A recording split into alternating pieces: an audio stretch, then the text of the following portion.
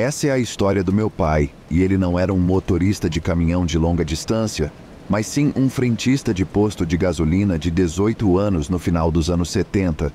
E sem um certo motorista de longa distância, eu provavelmente não estaria aqui. O posto de gasolina funcionava 24 horas e meu pai era o único trabalhando no turno da noite. Acho que era das 11 às 7. Um cara entra e só dá calafrios nele. Parecia suspeito.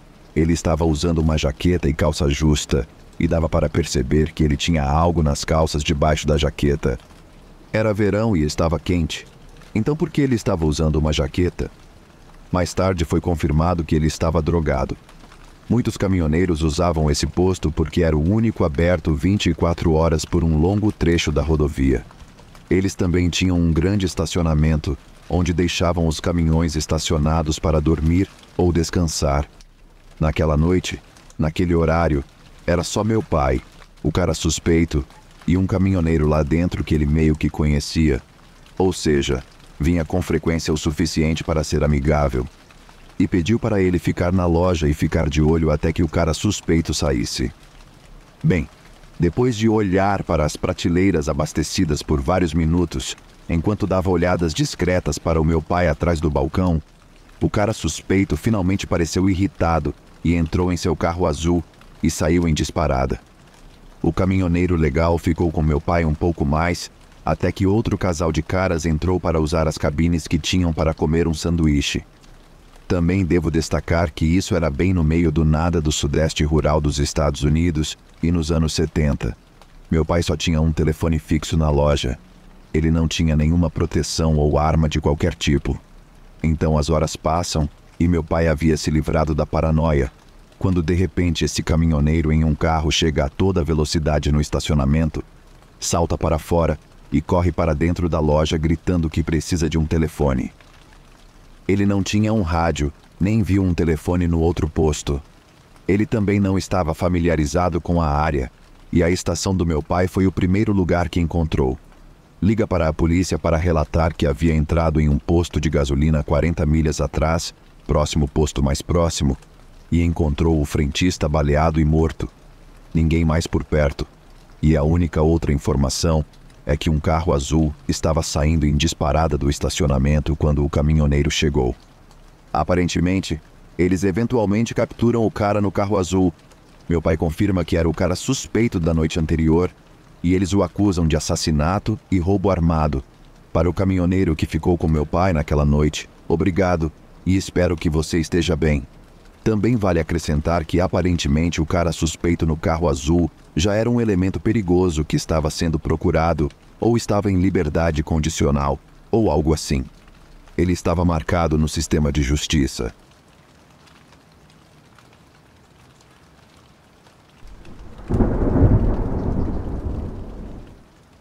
Eu e 2 amigos tivemos que dirigir de Laredo, Texas para Baton Rouge, Los Angeles uma noite no meu furgão Ford. Eram cerca de 2 da manhã. Havia uma seção particularmente longa e escura da rodovia logo fora de Laredo, sem prédios, cidades ou luzes por cerca de 50 milhas. Eu estava na faixa da direita me aproximando de um caminhão e mudei para a faixa de ultrapassagem da esquerda. Enquanto eu ultrapassava lentamente esse caminhão grande, minha visão periférica captou um movimento repentino desse grande caminhão em direção ao acostamento direito. Vi o caminhão desviando para evitar atingir uma pessoa vestida toda de branco, com rosto branco, cujos braços estavam cruzados sobre o peito e os olhos estavam fechados enquanto atravessavam a rodovia. Desviei para a esquerda e mal evitei essa pessoa com aparência fantasmagórica com o espelho do passageiro. Ainda consigo me lembrar de ver que os olhos estavam fechados. Foi assim o tão perto que estivemos de atingir essa pessoa. Não tínhamos ideia do que ela estava fazendo ou quem era. Se estava maluca, drogada ou apenas tentando acabar com a própria vida.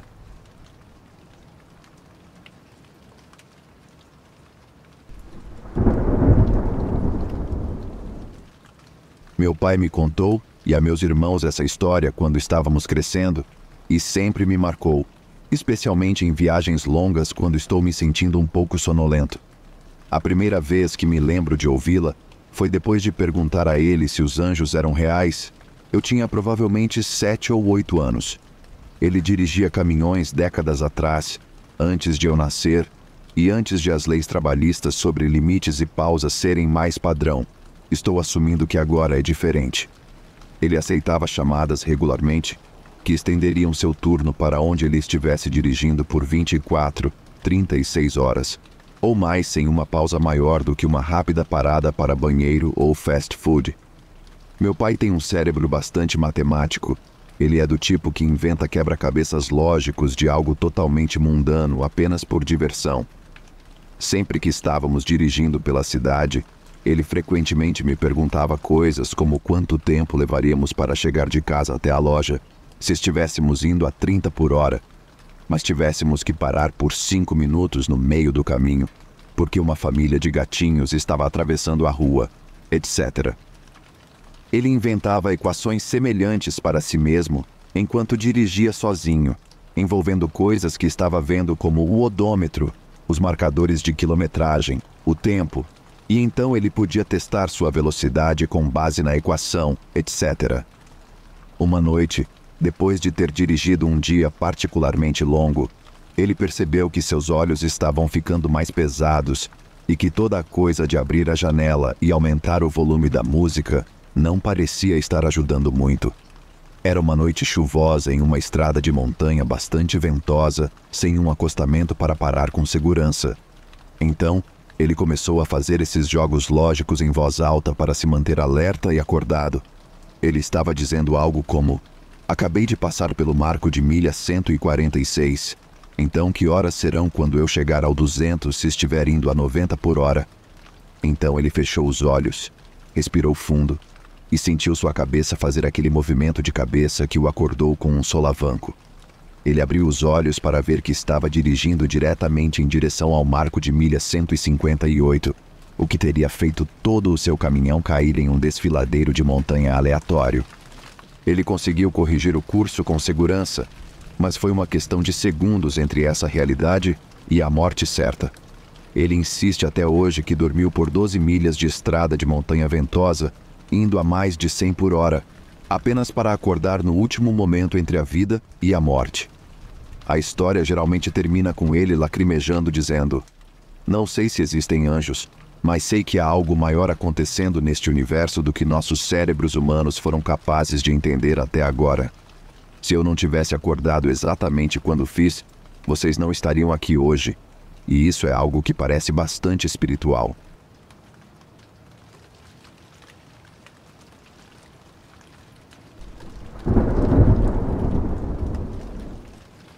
Isso aconteceu outro dia em uma estrada de terra aleatória no Tennessee. Escuridão total, e a única coisa ao redor eram campos, colinas e eu não vi nenhuma casa. De qualquer forma, eu estava ficando muito cansado, já que no dia anterior eu tinha acabado de voar de Washington para Atlanta. Estava dirigindo de Atlanta para o norte de Indiana, e do nada vejo um cachorro na grama, e normalmente isso é normal. Mas seus olhos não estavam brilhando com a luz dos meus faróis, o que por algum motivo me deixou muito inquieto. No próximo instante, ele avançou para o pneu do meu trailer, rosnando e latindo. Graças a Deus eu não o acertei, e olhei para trás e ele sumiu. Por pior que pareça, mesmo se eu tivesse o acertado, provavelmente não teria parado porque eu estava no meio do nada, sem sinal de celular. Já ouvi histórias de pessoas encontrando alguma maneira de fazer com que os motoristas parem em sua viagem no meio do nada, apenas para roubar e ou matar e machucar o motorista. Era meia-noite e eu não ia arriscar. Mas aquele olhar sem vida e sem reflexo do cachorro ainda me atormenta às vezes, quando estou me deitando para dormir.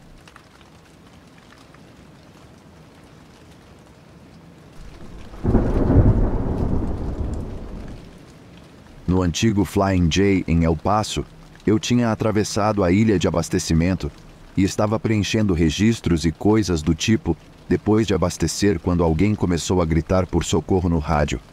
Não é incomum ouvir crianças fazendo bagunça ou algo assim, mas isso parecia um homem adulto e não parecia falso. Isso durou apenas cerca de 20 segundos e depois ficou em silêncio. Algumas pessoas começaram a perguntar ao cara onde ele estava, mas nunca obtiveram resposta. De repente, outro caminhão grande no estacionamento começa a partir, justo quando um par de carros de polícia entra na área de estacionamento de caminhões. O caminhão grande derruba uma placa pequena e depois pula um meio-fio para a via de serviço da rodovia. Acontece que um aluno ficou irritado com seu instrutor e o esfaqueou antes de liderar os policiais em uma pequena perseguição em alta velocidade.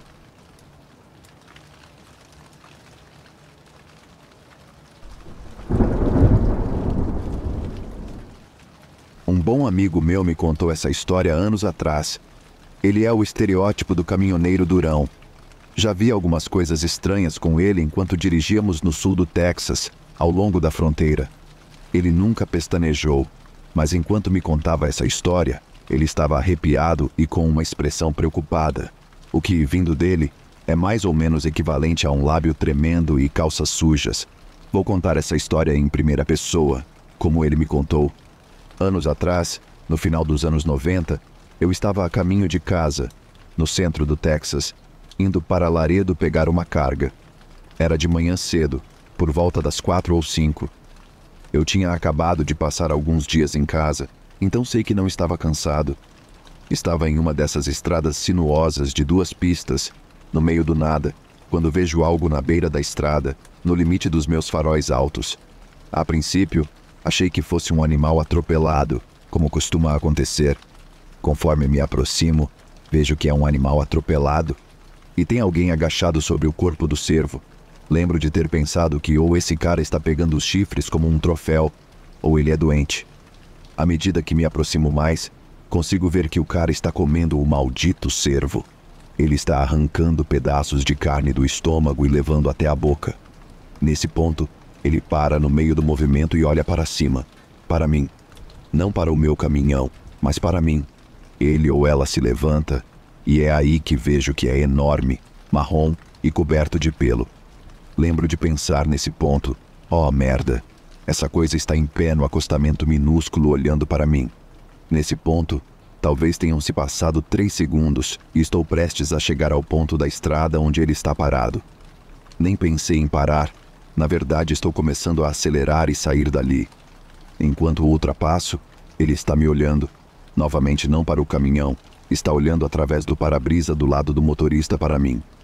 Ele obviamente tem inteligência para saber que há um motorista aqui dentro e sabe onde estou sentado. À medida que começo a passar por ele, ainda consigo ver sua cabeça acima do capô de um velho Pit de nariz de agulha. Antigo design de caminhão onde o capô sai diretamente do para-brisa, conhecido por ser alto e difícil de ver ao redor. Essa coisa é gigante. Lembro de ver o que parecia ter inteligência humana em seus olhos. Isso me assusta pra caramba.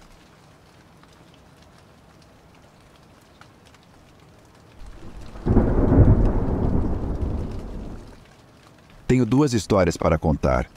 História 1. Meus dias como caminhoneiro foram uma porcaria, mas consegui algumas boas histórias deles. Indo para o sul na I-75, na Geórgia, por volta das 3 da manhã, vejo essa luz brilhante talvez a cerca de 2 milhas atrás de mim. Não só era super brilhante, mas estava na rodovia e estava voando. Era grande também, e estava se movendo mais rápido do que qualquer coisa que eu já tinha visto. Agora, mais cedo naquele dia, eu tinha ligado para o cara que me ensinou a dirigir, e ele era muito, muito supersticioso sobre a vida na estrada. Ele me contava histórias sobre como uma aparição verde o perseguia na Flórida quando estava dirigindo muitas milhas, todo tipo de coisa. Eu já estava assustado com aquela conversa anterior, então olhar no meu espelho e ver essa luz gigante voando em minha direção fez eu me contorcer inteiro. Essa coisa diminui a distância entre nós e passa por mim, provavelmente fazendo cerca de 160 por hora. Eu tinha a janela aberta e quando passou por mim, senti uma quantidade massiva de calor. Quando passou por mim, finalmente pude ver o que era. Acredite se quiser, era um caminhão de feno, um caminhão que transportava um reboque projetado para feno, e toda a carga de feno, na parte de trás, estava em chamas. Eu peguei o rádio e gritei: "Motorista, seu reboque está pegando fogo." O motorista respondeu com uma voz surpreendentemente calma. Eu sei, estou apenas deixando queimar. Eu acho que se eu for rápido o suficiente, posso evitar que a cabine pegue fogo. História 2. Por volta de 2008, eu era caminhoneiro e era por volta das 2:30 da manhã na Geórgia. Eu estava no meio do nada, cerca de 160 quilômetros ao norte de Atlanta, na I-75, e estava sozinho em um pátio de trailers. Eu estava lá para deixar meu trailer atual e engatar outro. Tudo o que eu tinha que fazer era pegar meus documentos na caixa de correio e ir embora. Eu adorava isso. Sem enrolação, carga pronta para eu pegar, sem esperar. Ótimo. Agora, durante toda a minha vida, houve esse estranho fenômeno que me persegue. Você conhece aquelas luzes de rua de halogênio? Eu diria que cerca de 70% dessas luzes que passo sob se apagam. É a coisa mais estranha. Se eu caminhar por uma rua à noite, não é estranho se todas as luzes sob as quais passo se apagarem. E quando me afasto, elas se acendem novamente. Eu caminho pelas ruas na escuridão. Não faço ideia de por que isso acontece. De qualquer forma, de volta à Geórgia. Eu deixei meu primeiro trailer, recuei sob o trailer que estava pegando, peguei meus documentos e levantei as pernas de apoio. Estava debaixo de um grande poste de luz e adivinhe, ele se apaga. Não é grande coisa, mas eu digo em voz alta para ninguém em particular. Eu me pergunto, por que isso sempre acontece? Nesse momento, a coisa mais louca que já aconteceu comigo em toda a minha vida aconteceu. Uma voz calma a cerca de 3 metros de distância disse, demonstração de respeito. Uma voz. Não havia ninguém por perto por quilômetros. Eu estava no meio do nada. Não havia ninguém lá. Ouvi como se fosse o dia. Era uma voz masculina. Não era alta, assustadora ou intimidante. Falava de forma muito factual. Demonstração de respeito. Eu fiquei apavorado. Pulei no caminhão e movi 36 mil quilos mais rápido do que eu achava possível. Eu não sou louco. Não tenho histórico de doença mental, exceto pelo meu transtorno de déficit de atenção. E não há histórico de doença mental na minha família. Nem mesmo conto essa história para as pessoas por causa dos olhares que recebo. Isso aconteceu. E desde então, luto com a pergunta, o que isso significa?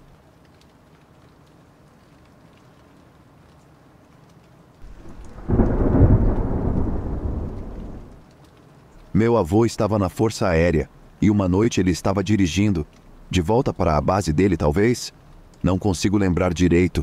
E viu uma mulher parada na beira da estrada usando um longo vestido branco por volta das 2 da manhã. Ele deu a volta para perguntar se ela precisava de ajuda, e ela não estava em lugar nenhum. Ele a procurou por cerca de 1 hora antes de desistir e decidir deixar para lá. Quando decidiu seguir seu caminho, teve uma forte sensação de que precisava trocar de faixa. Ele estava na estrada sozinho no meio da noite, então não fazia ideia do porquê. E logo à frente na estrada, havia um caminhão quebrado sem luzes de alerta que ele teria batido e provavelmente teria sido morto se tivesse continuado na faixa em que estava. Até hoje, ele está convencido de que a mulher estava tentando avisá-lo, como um presságio ou algo assim.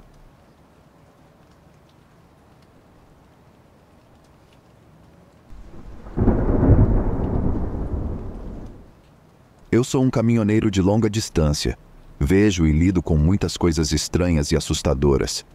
Eu estava viajando pela US 93 em Nevada, indo para Portland, Oregon fazer uma entrega. Era por volta da 1:30 da manhã e eu precisava parar e registrar minha pausa de 30 minutos. Encontrei um lugar largo e encostei. Fiz minhas anotações e fiz um sanduíche para mim. Enquanto comia o sanduíche, notei um veículo parar atrás de mim. Não fiquei muito preocupado com isso, mas mantive um olho nele enquanto comia. Então ficou estranho.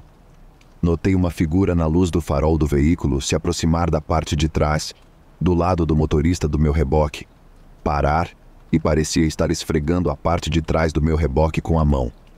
Suspeito, peguei minha pistola na caixa de travamento na minha cabine, engatilhei-a, coloquei-a atrás da minha cintura e prossegui para sair da minha carreta.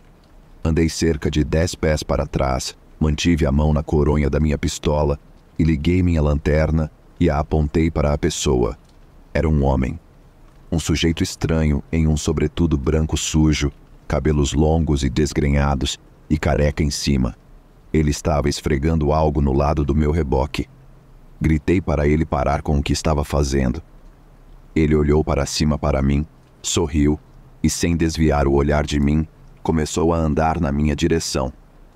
Retrocedi até minha porta, mantendo a mão na minha pistola, mas sem sacá-la. Não senti que minha vida estava em perigo naquele momento. Abri minha porta, subi na minha carreta, fechei a porta e a tranquei. O cara chega perto da minha porta, olha para cima para mim, ainda sorrindo. Estou pensando o que diabos? Esse cara está fora de si. Estou pensando que minha pausa de 30 minutos acabou e é hora de ir embora. No entanto, enquanto olho para baixo para ele e me preparo para virar a chave, sinto meu caminhão balançar. Eu pulo e olho no meu espelho retrovisor do lado do motorista. Nada. Olho para o espelho do lado do passageiro e lá, no meu estribo, com o rosto pressionado contra a janela do lado do passageiro, está uma réplica perfeita e assustadora de uma bruxa velha, sorrindo, dentes podres, inclinando a cabeça para a esquerda, depois para a direita, embaçando minha janela. Desnecessário dizer que quase tive um infarto, mas isso não é o fim. Ah, não. O cara então sobe no meu estribo do lado do motorista e começa a lamber minha janela. Então, a bruxa começa a bater na minha janela com a palma da mão, repetidamente. O cara começa a me dizer para abrir. Ei, garoto, abra, vamos lá, abra, somos amigáveis. O que você tem nesse reboque seu? Algo bom? Abra, garoto. Agora me sinto ameaçado. Puxo minha pistola, a mulher desaparece imediatamente do meu estribo do lado do passageiro. O cara ri, pula para cima e para baixo no meu estribo, depois sorri, toca o dedo no nariz e pula para fora do meu estribo. Liguei o caminhão e saí correndo. Nunca vi nenhum farol me seguindo, graças a Deus.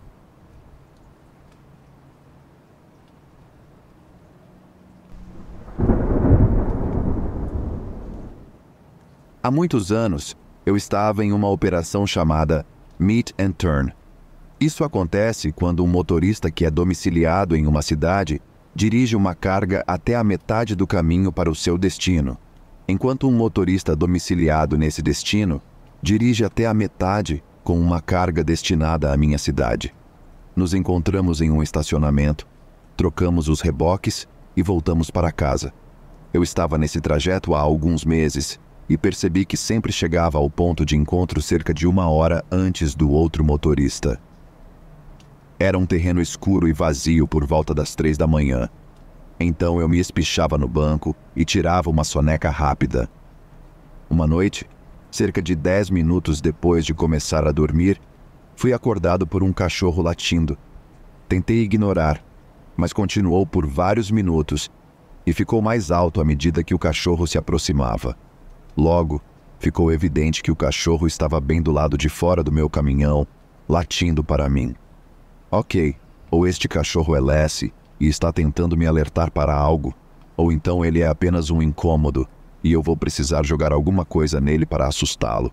É importante notar que o latido já estava acontecendo há bons 10 minutos neste ponto.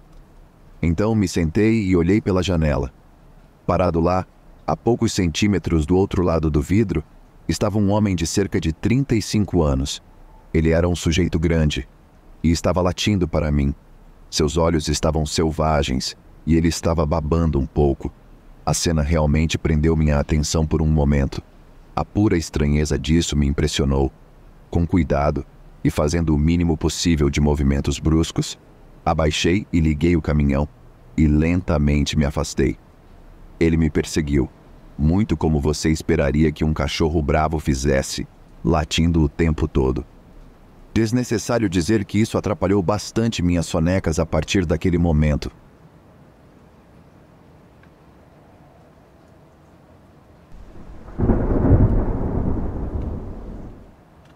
Essa noite aconteceu há cerca de 7 anos, a caminho da casa dos meus pais.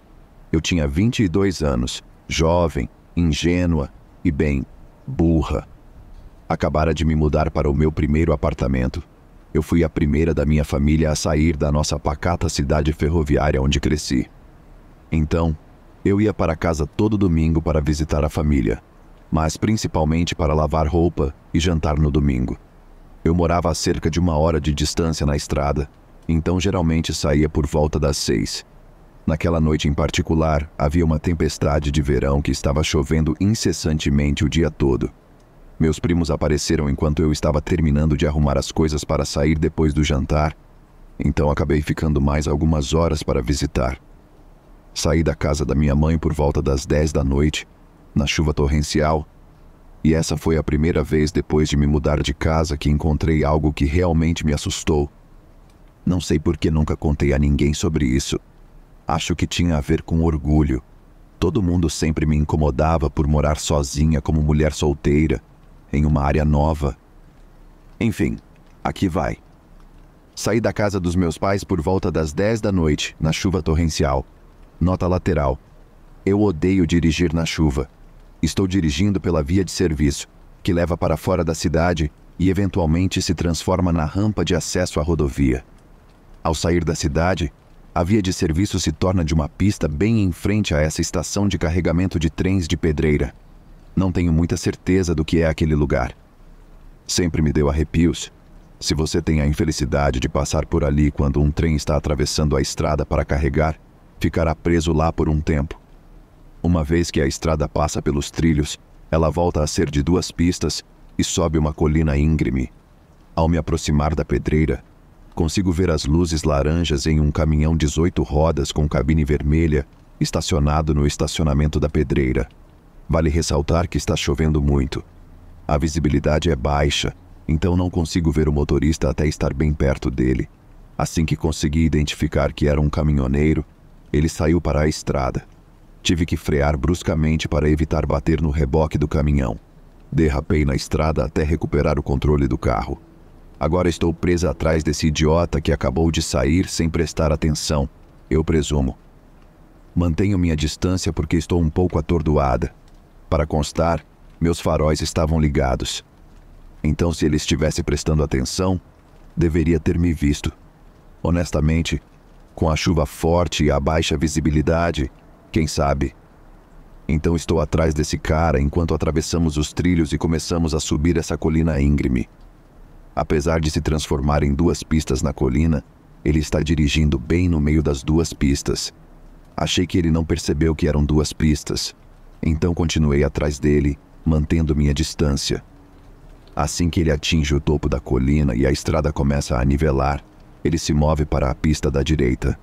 Sim, finalmente. Então eu mudo de faixa e começo a passar por ele. Assim que passo pela frente do caminhão, ele muda bruscamente para trás de mim e começa a piscar os faróis altos. Normalmente, quando alguém pisca os faróis atrás de você em nossa área, de qualquer maneira, isso significa ligar seus faróis. Mas os meus já estavam ligados. Verifiquei assim que ele começou a piscar para mim. Achando estranho, liguei a seta e mudei de faixa com segurança para sair do caminho dele. Ele segue minha mudança de faixa e começa a buzinar. A buzina me assustou e eu comecei a ficar muito mais atordoada. O que diabos esse cara quer? Eu saí do caminho dele. Meus faróis estão ligados. Então, por que eu não acelerei e escapei? Você pode estar se perguntando. Bem, eu cresci nesta área. Estava chovendo muito o dia todo e eu sabia que a via de serviço alaga um pouco em chuvas fortes, tanto nos acostamentos quanto em pontos aleatórios no meio das pistas. É uma pequena cidade do meio-oeste. Nossas estradas são ruins. Eu já tinha derrapado e quase batido uma vez. Não ia acelerar nesta estrada irregular que alaga e correr o risco de bater de novo. Não há nada entre essa pedreira e a rodovia, cerca de 4 ou 5 milhas de área arborizada. Se eu batesse, seria só eu e ele. Então isso continuou pelos próximos 5 quilômetros até a rodovia. Ele começou a me seguir de perto, além dos faróis altos e da buzina. Assim que a perseguição começou, comecei a chorar. Não sei o que esse cara quer de mim. Estou tentando ficar fora do caminho dele e chegar em casa em segurança. Isso era tudo o que eu queria. Mudei de faixa mais 2 vezes, fazendo 3 no total. Ele me seguiu de faixa em faixa. À medida que nos aproximávamos da rodovia, acelerei. Ele não conseguiu acelerar rápido o suficiente para me acompanhar e eu o perdi. Finalmente. Assim que percebo que o perdi e estou segura na rodovia, perdi o controle. Eu estava um nervosismo só.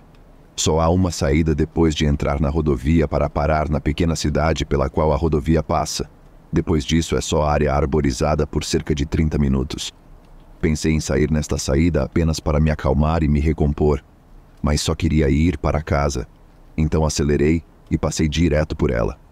Eu deveria ter parado. Assim que a cidade não estava mais visível no meu retrovisor, fiquei muito mais calma. Consegui pegar meu celular na bolsa e colocá-lo no meu colo, apenas por precaução. A chuva parou para uma garoa quanto mais eu avançava. Ainda estava bastante nervosa.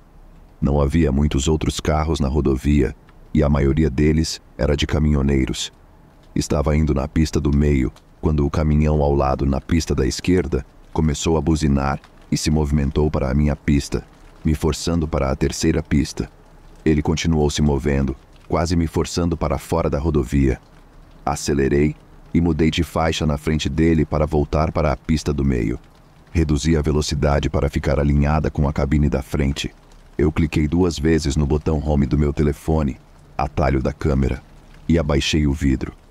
Comecei a tirar fotos da cabine. Acho que os flashes o fizeram perceber o que eu estava fazendo, e ele começou a reduzir a velocidade até ficar atrás de mim novamente. Tirei muitas fotos.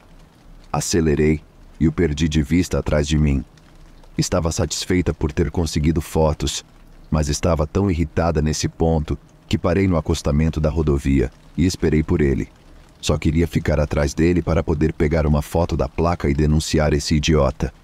Infelizmente, ele estava em cima de mim. Com certeza. Notei faróis atrás de mim.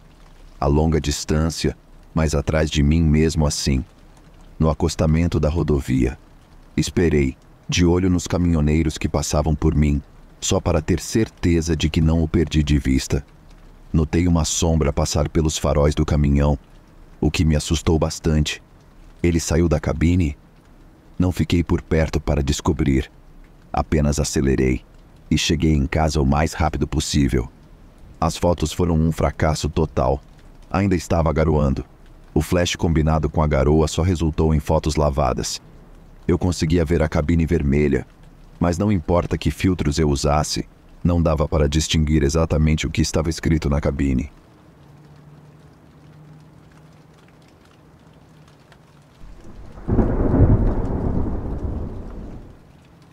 Eu tive 2 encontros bastante assustadores com caras em caminhões.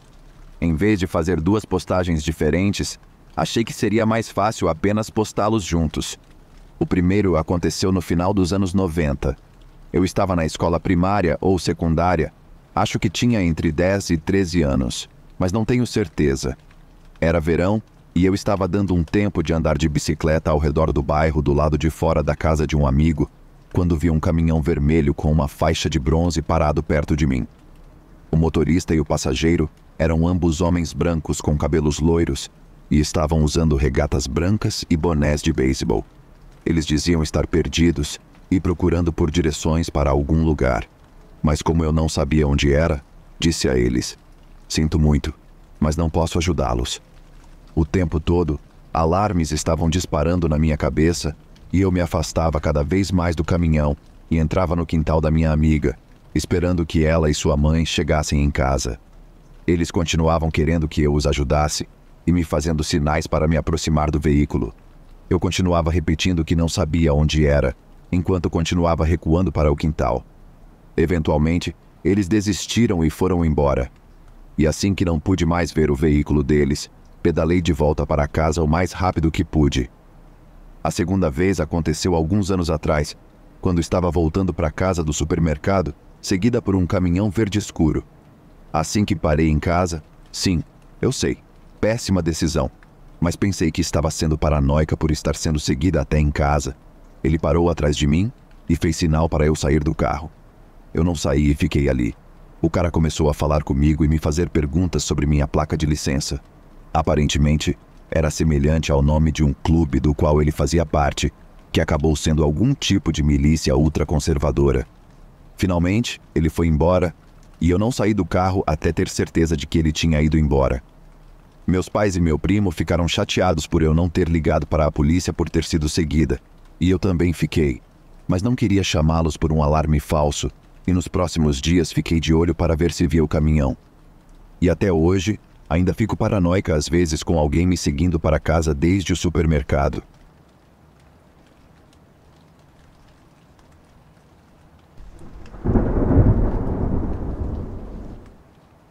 Faz pouco tempo que reencontrei um antigo colega de trabalho da época em que trabalhávamos na lanchonete do posto de caminhões. Conversamos por um tempo antes dele ter que sair, mas comecei a pensar no tempo que passei naquele lugar, especificamente no cara sinistro dos sanduíches. Na faculdade, trabalhei alguns turnos da noite no posto de caminhões. Era um lugar bastante seguro em uma cidade menor, e só havia ocorrido 3 incidentes nos 4 anos em que o lugar esteve aberto antes de eu ser contratada. Um caminhoneiro foi assaltado, um grupo de mulheres foi preso por prestar serviços aos caminhoneiros e uma overdose. Eu nunca estava realmente preocupada, embora meu colega de trabalho parecesse um pouco preocupado por eu ser uma jovem trabalhando durante a noite em um posto de caminhões, quando só havia outro funcionário em todo o lugar. Normalmente era bem tranquilo. Na maioria das vezes, recebia 3 ou 4 caminhoneiros dentro da primeira hora. Um casal de pessoas apareceria com fome e pediria 3 dúzias de cookies uma vez, mas geralmente era talvez 1 ou 2 pessoas por hora, se tanto. Então passava cerca de 3 horas limpando fornos, terminando a louça, fazendo uma limpeza profunda no salão, esse tipo de coisa. E então eu conseguia passar o tempo entre os clientes fazendo lição de casa. O chefe noturno do outro lado, o lado do posto de gasolina, era legal, contanto que tudo estivesse limpo e com a temperatura verificada regularmente. Algumas semanas antes de eu inevitavelmente deixar aquele lugar, um cara entrou cerca de 20 minutos antes do meu turno acabar. Então já era por volta das 5 da manhã. Meu colega de trabalho tinha chegado cedo para preencher alguns papéis que precisava fazer. Então ele já estava sentado no escritório dos fundos.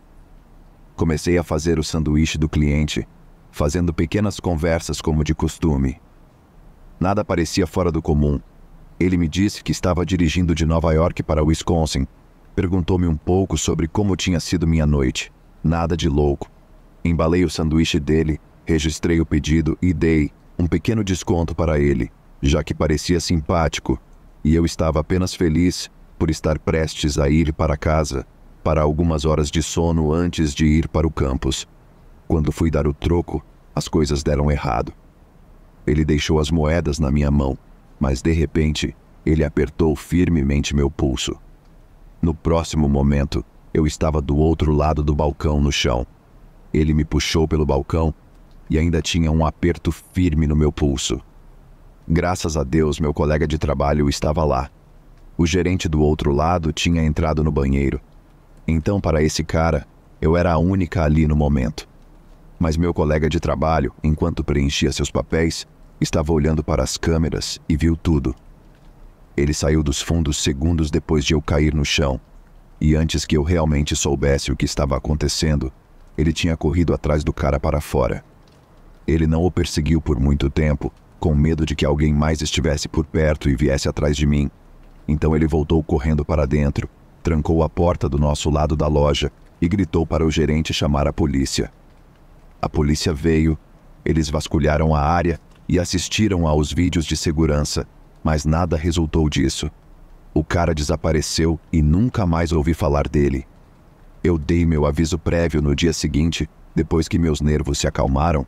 Fui transferida para trabalhar durante o dia ao redor das minhas aulas nos meus últimos dias, e eles estabeleceram uma política de que 2 pessoas deveriam estar trabalhando em ambos os lados do posto de caminhões durante a noite a partir daquele ponto.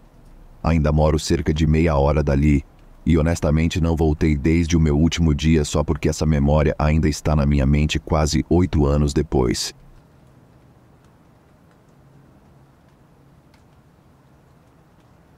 Obrigado por ouvir até aqui. Espero que tenha gostado das histórias. Deixe seu comentário e seu like. Se quiser ajudar o canal, confira os links na descrição. Muito obrigado e até a próxima.